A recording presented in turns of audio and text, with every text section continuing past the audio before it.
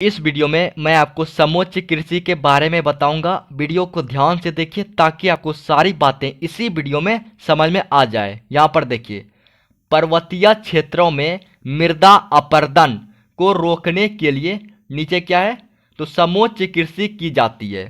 दोस्तों, पर्वतीय क्षेत्र क्या होता है? ये जो पर्वतीय क्षेत्र है ये क्या होता है?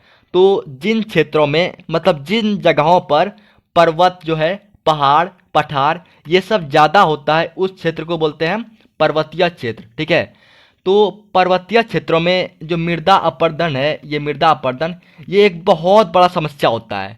मृदा अपरदन क्या होता है? तो मिट्टी के कटाव या फिर बहाव की जो क्रिया होती है ना, उसे बोलते हैं मृदा अपरदन। मिट्टी का कट जाना या फिर बह जाना, इसको बोलते हैं मृदा अपरदन। तो जो पर्वतीय क्षेत्र होते हैं, पर्वतीय क्षेत्र, उनमें मृदा अपरदन जो है ना, ये बहुत बड़ा समस्या है। तो इसी मृदा अपरदन को रोकने के लिए, मतलब मृदा अपरदन को खत्म करने के लिए, रोकने के लिए जो है समोच्च कृषि की जाती है। इस बात को ध्यान में रखिए। तो इसे अच्छे से याद रखिए कि समोच्च कृषि जो है ये क्यों की जाती है, इसका उद्देश्य क्या है। ये समोच्च कृषि जो है, इसे करने का उद्देश्य क्या है? तो मृदा अपरदन को रोकना। आप हमको ये बताइए कि समोच्च कृषि किन क्षेत्रों में की जाती है? तो पर्वतीय क्षेत्रों में। इस बात को ध्यान में रखिए। ठीक है, तो इसे अच्छे से पढ़ लीजिए। पर्वतीय क्षेत्रों में मृदा अपरदन, यहाँ पर देखिए अच्छे से, मृदा अपरदन को रोकने के लिए समोच्च कृषि की जाती है। अब आगे यहाँ पर ध्यान दीजिए। इस विधि में, किस विधि में? तो समोच्च कृषि वाली विधि में खेतों की जुताई वृत्ताकार रूप में की जाती है। दोस्तों, ये जो है समोच्च कृषि, ये जिन क्षेत्रों में की जाती है उन क्षेत्रों में खेतों की जो जुताई है, खेतों की जुताई जो है वृत्ताकार रूप में की जाती है। मतलब ये कह रहा है यहाँ पे कि खेतों का जो आकार होता है ना, वो वृत्ताकार होता है, गोल गोल आकार होता है खेतों की। ठीक है, इसीलिए खेतों की जो जुताई है वो वृत्ताकार रूप में की जाती है। तो आप हमेशा इस बात को ध्यान में रखिए कि जिन क्षेत्रों में समोच्च कृषि की जाती है, समोच्च कृषि की जाती है, उन क्षेत्रों में खेतों की जो आकार है वो वृत्ताकार होती है। ठीक है, खेतों की जुताई वृत्ताकार रूप में की जाती है। देखिए, आकार अगर वृत्ताकार होगा तब ना इसका जुताई वृत्ताकार रूप में की जाती है। आकार अगर चार कोना वाला होगा तो क्या जुताई वृत्ताकार करेगा? नहीं करेगा। मतलब खेतों का जो आकार है वो बोल रहा है वृत्ताकार होता है। ठीक है, इसीलिए यहाँ पर शॉर्ट में लिखा हुआ है खेतों की जुताई वृत्ताकार रूप में की जाती है। यहाँ पर ये नहीं लिखा हुआ है कि खेतों की आकार वृत्ताकार होता है, ये बात नहीं लिखा हुआ है, लेकिन आपको समझना है कि खेतों की जो आकार होता है वो वृत्ताकार होता है। ठीक है, तो इसीलिए खेतों की जुताई वृत्ताकार रूप में की जाती है। अब आगे यहाँ पर देखिए, जिससे इसकी आकृति समोच्च रेखा की तरह दिखाई पड़ता है। दोस्तों, ये जो है समोच्च कृषि, इसमें खेतों की जुताई किस रूप में की जाती है?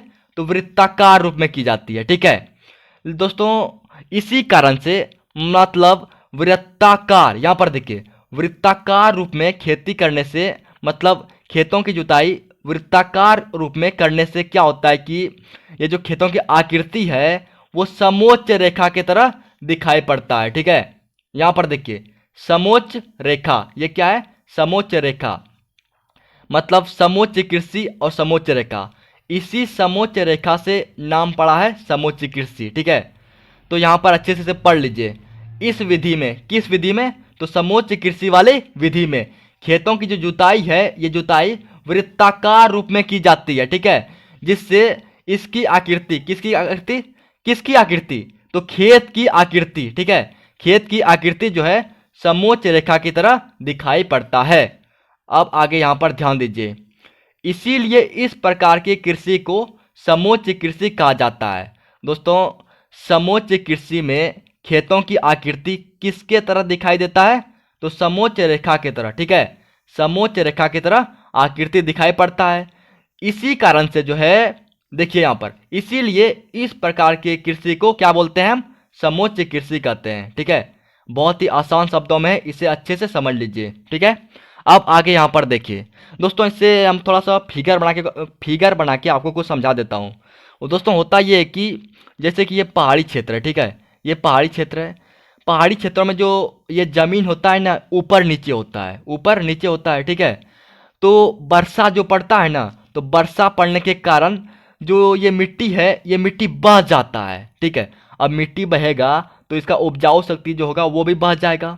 तो इन क्षेत्रों में क्या करता है कि वृत्ताकार रूप में खेत बनाया जाता है, ठीक है। खेत का आकार जो होता है वृत्ताकार होता है, वृत्ताकार रूप में खेत बनाया जाता है, बांध बनाकर वृत्ताकार रूप में खेती की जाती है।